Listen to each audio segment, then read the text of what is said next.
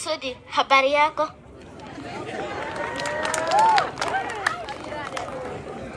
My name is Ian Kipkoech, and I have a poem.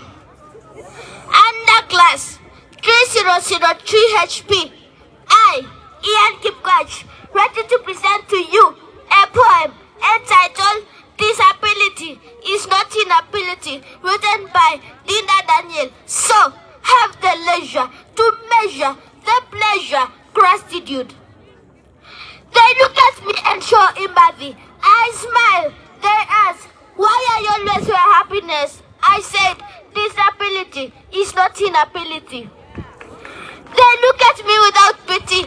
When my wall was full of faces, they stare on my face and ask, how do you manage to be in school? I said, disability is not inability.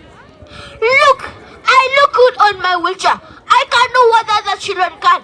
I can study on my assessment and exam. I am capable. And if you ask me how, I'll say disability is not inability. Thank you.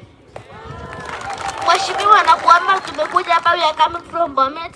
Tunakuja uko tunataka utusaidie utuchengee nyumba, na mimi niko na shida ya heart. Kama ungetuchengea nyumba ningesema asante.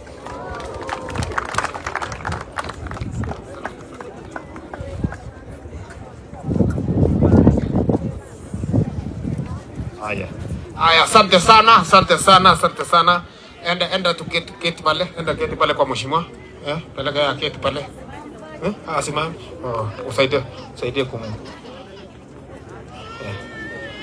Na hiyo. Sana hii dunia. Sikiza. Hii dunia Mungu amekujalia. Uko na mkono yote mbili. Uko na macho yote mbili. Uko na mguu yote mbili. Shukuru Mungu. Ndio watu kama wao lazima tuwasaidie, tuwashughulikie wakae vizuri. Ama namna gani?